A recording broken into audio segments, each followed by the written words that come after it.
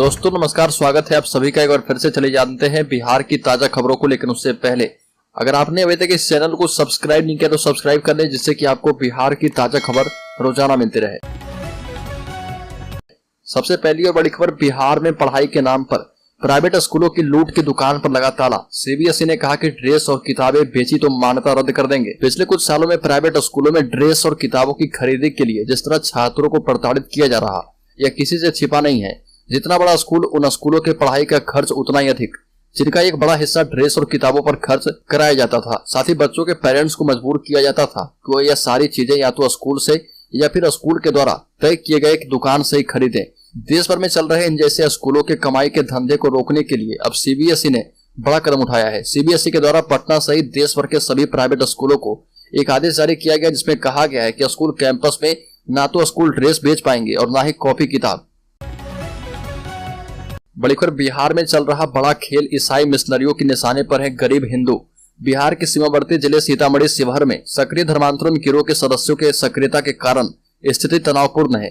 ईसाई मिशनरी से जुड़े लोगों के द्वारा आयोजित धार्मिक जमात को लेकर मेजरगंज प्रखंड के डुमरी में हंगामा खड़ा हो गया। इलाके के करीब अशिक्षित लोगों को लालच देकर बरगलाकर उनका धर्म परिवर्तन कराने का आरोप लगाते हुए लोगों ने जमकर हंगामा किया। लोगों ने बताया कि सीतामढ़ी के रीगा, मेजरगंज, रुन्नी, सैदपुर, बथराहा, परिहार, शिवहर के पुनरिया में झांसा देकर धर्म परिवर्तन करवाया जा रहा। हालांकि ऐसे धार्मिक जमात में जाने वाले लोग विवाद से बचते हुए धर्म परिवर्तन से इनकार करते जरूर दिखे, पर कुछ लोगों ने धर्म परिवर्तन की बात को स्वीकार किया। ऐसे लोगों की माने तो धर्मांतरण के लिए प्रेरित करने वाले ईसाई मिशनरी के सदस्य उनके घर तक जरूरी सामान और घर में सभी सदस्यों की बीमारी ठीक करने का दावा करते हैं।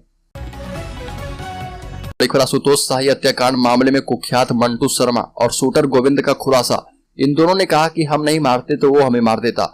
बिहार एसटीएफ ने इस मामले में अवैध हत्याकांड के मास्टरमाइंड मंटू शर्मा को धर दबोचा है। साथ ही शूटर गोविंद को भी तमिलनाडु के रामेश्वरम से गिरफ्तार किया है। दोनों ने अपना अपराध स्वीकार कर लिया है। मंटू शर्मा और शूटर गोविंद ने बताया कि अगर उस आशुतोष शाही को नहीं मारते तो उन्हें मार देते। ये दोनों मंटू शर्मा हत्याकांड के बाद से पहले दिल्ली, फिर मुंबई और फिर चेन्नई भाग गए थे। लगातार दोनों अपनी लोकेशन बदल रहे थे, लेकिन आखिरकार बिहार एसटीएफ को बड़ी सफलता हाथ लगी और उसने मंटू शर्मा को धर दबोचा। बड़ी खबर, आशुतोष शाही हत्याकांड के बाद मुजफ्फरपुर पहुंचे डीजीपी भट्टी। सभी गंभीर कांडों की ली है जानकारी। बिहार के डीजीपी आरएस भट्टी शहर पहुंचे और एसएसपी कार्यालय में जिले के सभी थानेदार और अपर थानेदार के साथ पूर्व में दिए गए 30 बिंदुओं पर टास्क की समीक्षा की। बैठक में तिरहुत रेंज के आईजी पंकज सिन्हा, एसएसपी राकेश कुमार एवं सिटी एसपी अरविंद प्रताप सिंह के अलावा जिले के सभी डीएसपी मौजूद थे। डीजीपी ने स्मार्ट एवं प्रभावी पुलिसिंग को जमीन पर उतारने के लिए थाना के बेहतर संचालन, क्राइम कंट्रोल और लॉ एंड ऑर्डर को बेहतर ढंग से लागू करने में जहां जहां परेशानी हो रही है, इस पर सभी थानेदार का पक्ष जाना। बड़ी खबर, नियोजित शिक्षकों के लिए बड़ी खुशखबरी। राज्यकर्मी का मिलेगा दर्जा। शिक्षक नेताओं के साथ 5 अगस्त को होगी मीटिंग। बिहार के नियोजित शिक्षकों के लिए बड़ी खुशखबरी जल्द ही सरकार सुनाने वाली है। 4 लाख नियोजित शिक्षकों को भी नीतीश सरकार राज्यकर्मी का दर्जा दे सकती है। इसके लिए गठबंधन के नेताओं और शिक्षक प्रतिनिधियों के साथ मुख्यमंत्री 5 अगस्त को बैठक करने वाले हैं। माना जा रहा है कि इसकी घोषणा 15 अगस्त को मुख्यमंत्री ऐतिहासिक गांधी मैदान से करेंगे। नियोजित शिक्षकों को राज्यकर्मी का दर्जा मिलने के बाद बजट पर लगभग 1500 करोड़ का अतिरिक्त भार पड़ेगा। राज्यकर्मी का दर्जा मिलने से शिक्षकों को कई फायदे होंगे। उनका तबादला जिले में ही हो पाएगा। शिक्षक संघ सरकारी पुरानी पेंशन योजना, नियोजित शिक्षक को बिना शर्त राज्यकर्मी का दर्जा देने, पुरानी डोमिसाइल नीति लागू करने, शिक्षकों को समान काम समान वेतन की राज्य सरकार से मांग कर रहे। बड़ी खबर, एनडीए के सांसदों के साथ बैठक में पीएम मोदी ने दिया मंत्र, कहा कि सिर्फ जाति के नेता बनकर न रहें। पीएम मोदी ने बिहार एनडीए सांसदों के साथ संसद भवन परिसर में बैठक की। पीएम ने बैठक में एनडीए की एकता, त्याग और स्थायित्व पर बल दिया। पीएम ने कहा कि एनडीए मतलब स्टेबिलिटी है। इसने देश की राजनीति को स्थायित्व प्रदान किया है। प्रधानमंत्री मोदी ने सांसदों के साथ बैठक में 1967 से लेकर अब तक के राजनीतिक घटनाक्रम का जिक्र भी किया और कहा कि राजनीति में कई बार बड़े काउज के लिए त्याग और कुर्बानी करनी पड़ती है। बीजेपी इसमें सदा तत्पर रही है। बीजेपी ने कई मौके पर इसके लिए त्याग किया है। इशारों में पीएम मोदी ने नीतीश कुमार को बिहार का मुख्यमंत्री बनाने की बात को ही बीजेपी की त्याग की भावना से जोड़ा। बीजेपी के अधिक विधायक होने के बावजूद नीतीश कुमार को बिहार में मुख्यमंत्री बनाया गया था और ये बीजेपी का त्याग था। बड़ी खबर, एआईएमआईएम के प्रदेश अध्यक्ष का बड़ा आरोप, भाजपा को नीतीश ने मजबूत किया, अभी भी दोस्ती निभा रहे। एआईएमआईएम के प्रदेश अध्यक्ष अख्तरुल ईमान ने नीतीश कुमार और उनकी पार्टी पर जोरदार हमला बोला और कहा कि नीतीश कुमार ने भाजपा को मजबूत किया। आज मुसलमानों को धोखा देने के लिए बिहार में सरकार चला रहे। बिहार में अल्पसंख्यक समाज डर के माहौल में जी रहा और नीतीश कुमार पीएम बनने का सपना देख रहे। साथ ही कहा कि नीतीश कुमार अभी भी बीजेपी के साथ दोस्ती निभा रहे हैं। उनके राज्यसभा के उपसभापति अपने पद पर बने हैं। बिहार में कई जिलों में मुसलमान पर घटना घटी है। जदयू की आपसी भाईचारा यात्रा पर अख्तरुल ईमान ने कहा कि लाचार मुसलमानों को चारा दिखाने के लिए यात्रा कराई जा रही है। बड़ी खबर पटना में एक्टिव है महिला चोरों का गिरोह। सिर पर पल्लू रखकर सुबह के वक्त अकेली महिलाओं को बनाती है निशाना। मोबाइल लैपटॉप पर खास नजर रखती है। पटना में चोरी की घटनाओं में एक नया ट्रेंड देखने को मिल रहा। पिछले दिनों पटना में कई ऐसी चोरी की घटनाएं दर्ज हुई है जिनको अंजाम महिलाओं ने दिया है। महिला चोर चुपके से घर में घुसकर सामान उठाती है और चलते बनती है। चोरी हुए सामानों में सबसे अधिक संख्या मोबाइल लैपटॉप जैसे गैजेट्स और नगद पैसे की है। पिछले 2 दिनों में एक महिला ने 3 घरों में चोरी की घटना को अंजाम दिया। खास बात यह है कि महिला चोर सुबह के वक्त ही घटना को अंजाम देती है। सिर को साड़ी के पल्लू से ढक लेती है ताकि इनकी पहचान न हो पाए। बड़ी खबर समस्तीपुर में गलत जाति प्रमाण पत्र देकर आरक्षित सीट से चुनाव जीतने के मामले में राज्य निर्वाचन आयोग ने बड़ी कार्रवाई की। जिले के सिंधिया प्रखंड के बारी पंचायत के मुखिया जगन्नाथ पोद्दार को पदच्युत कर दिया गया है। राज्य निर्वाचन आयुक्त डॉक्टर दीपक कुमार का आदेश मिलते ही जिला पंचायत राज्य प्राधिकारी ने इसको लेकर अधिसूचना जारी कर दी है। इसके साथ ही निर्वाचन आयुक्त ने जगन्नाथ पोद्दार पर आपराधिक मुकदमा दर्ज करने के साथ ही तत्कालीन सीओ जिन्होंने जगन्नाथ पोद्दार का जाति प्रमाण पत्र जारी किया था, जिस आधार पर जगन्नाथ पोद्दार ने चुनाव लड़ा, उस सीओ पर विभागीय कार्रवाई का आदेश जारी किया है। बड़ी खबर लोकसभा में केंद्र सरकार पर निशाना साधते हुए जदयू सांसद ने कहा कि लोकतंत्र चलता है लोकलाज से और इस सरकार ने सारे लोकलाज को ताक पर रख दिया है। इनकी मंशा है बैकडोर से शासन करना। कहा कि गृह मंत्री जी कह रहे हैं कि 2015 में दिल्ली में ऐसी सरकार बनी जिसका नाम ही नहीं सेवा करना। मुंगेर के सांसद ने पूछा कि अरे भाई, दिल्ली सरकार जनता की सेवा कर रही है या नहीं, यह फैसला करने वाले आप कौन होते हैं? आपको यह हक किसने दिया? यह हक तो सिर्फ दिल्ली की जनता को है।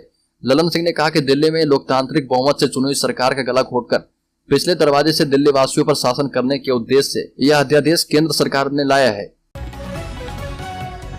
बड़ी खबर पूर्व एमएलसी उल्लास पांडे के बड़े बेटे की संदिग्ध मौत। डॉक्टर ने कहा कि ब्रेन हेमरेज की वजह से गई है जान, बिना पोस्टमार्टम कराए सौ ले गए। पूर्व एमएलसी और चिराग पासवान के पार्टी के नेता उल्लास पांडे के बेटे अक्षत की संदिग्ध हालत में मौत हो गई। पूर्व एमएलसी और चिराग पासवान की पार्टी के नेता उल्लास पांडे के बेटे अक्षत की संदिग्ध हालत में मौत हो गई। पटना स्थित आवास में अक्षत की संदिग्ध हालत में मौत हुई है। उल्लास पांडे के समर्थकों का कहना है कि नहाने के दौरान अक्षत बाथरूम में गिर गया, इसकी वजह से उसके सिर में गंभीर चोटें आई है। आनंद फानन में उसे पारस अस्पताल में ले जाया गया, जहां इलाज के दौरान अक्षत की मौत हो गई।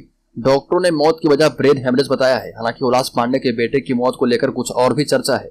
पूर्व एमएलसी के समर्थक बिना पोस्टमार्टम कराए ही 100 लेकर चले गए। बड़ी खबर उत्तराखंड की पुलिस का नवादा में छापा। सोना की हेराफेरी करने वाले युवक गिरफ्तार। उत्तराखंड की पुलिस ने नवादा से सोना की हेराफेरी करने वाले एक आरोपी को धर दबोचा है। नवादा में आरोपी को पकड़ने के लिए उत्तराखंड की पुलिस ने 1 हफ्ते से डेरा डाल रखा था। पुलिस ने अभियुक्त को पकड़ने के लिए जाल बिछाया और आखिरकार उसे सफलता मिल गई। उत्तराखंड की पुलिस ने आरोपी को नवादा के नगर थाना क्षेत्र के माल गोदाम मोहल्ले से गिरफ्तार किया है। उत्तराखंड पुलिस के सब इंस्पेक्टर कृपाल सिंह ने बताया कि पुलिस को पता चला कि पवन सोनी नामक युवक बिहार के नवादा में रहकर सोना की हेराफेरी का काम किया कर रहा। उत्तराखंड की पुलिस ने बताया कि युवक पर धोखाधड़ी कर सोना हेराफेरी करने का आरोप है। उत्तराखंड पुलिस के सब इंस्पेक्टर कृपाल सिंह ने बताया कि कोर्ट से वारंट निकालने के 9 महीने बीत जाने के बाद भी आरोपी कोर्ट में पेश नहीं हुआ। वह फरार चल रहा था। जैसे ही उसके नवादा में रहने की पता चली, नवादा के नगर थाना प्रभारी अरुण कुमार सिंह से संपर्क किया गया और आरोपी को पकड़ने में इन्होंने खास सहयोग दिया। बड़ी खबर बेरोजगारों के लिए बिहार सरकार की बड़ी पहल। ढाबा खोलने के लिए नीतीश सरकार देगी 50 लाख रुपए। बेरोजगारी की समस्या गंभीर समस्याओं में से एक है। रोजगार करना सभी इंसानों की आवश्यकता है।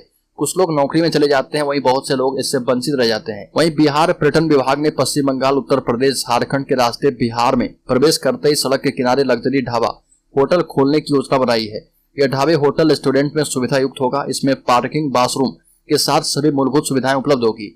पर्यटन विभाग के मुताबिक पर्यटन केंद्रों को जोड़ने वाली सभी सड़कों पर 150 से अधिक लग्जरी ढाबा, रेस्तरां और सुविधा केंद्र अगले 3 साल में खोला जाएगा। इसके लिए 23 मार्गों की पहचान पर्यटन विभाग ने कर लिया है। उत्तर प्रदेश के कुशीनगर, गोरखपुर, बनारस को जोड़ने वाली सड़कों पर विभाग का विशेष ध्यान है। पर्यटन विभाग का कहना है कि 23 रूटों पर 40 प्रीमियम और आधुनिक सुविधा युक्त होटल, रेस्तरां खोले जाएंगे। बड़ी खबर, जहां से सीमा नेपाल से आई भारत, वहां तैनात एसएसबी के 2 जवानों को किया गया सस्पेंड।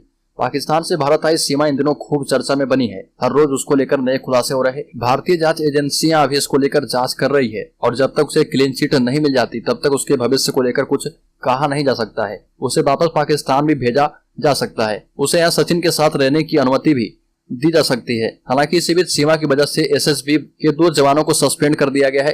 भारत नेपाल सीमा पर एसएसबी के जवानों की तैनाती है और यही जवान नेपाल से भारत आने वाले यात्रियों की सुरक्षा जांच करते हैं। अगर उन्हें कुछ संदिग्ध लगता है तो वह उन्हें भारत में प्रवेश नहीं करने देते। हालांकि इसी बीच सीमा पाकिस्तान से नेपाल के रास्ते अपने 4 बच्चों के साथ भारत आ जाती है, लेकिन एसएसबी के जवान सीमा को पकड़ नहीं पाते हैं और इसको लेकर ये बड़ी कार्रवाई की गई है। जानकारी के मुताबिक सीमा ने जब भारत में प्रवेश किया था उस समय बस की जांच के लिए जिन 2 जवानों की ड्यूटी सीमा पर लगी थी उन्हें लापरवाही बरतने के आरोप में निलंबित कर दिया गया है।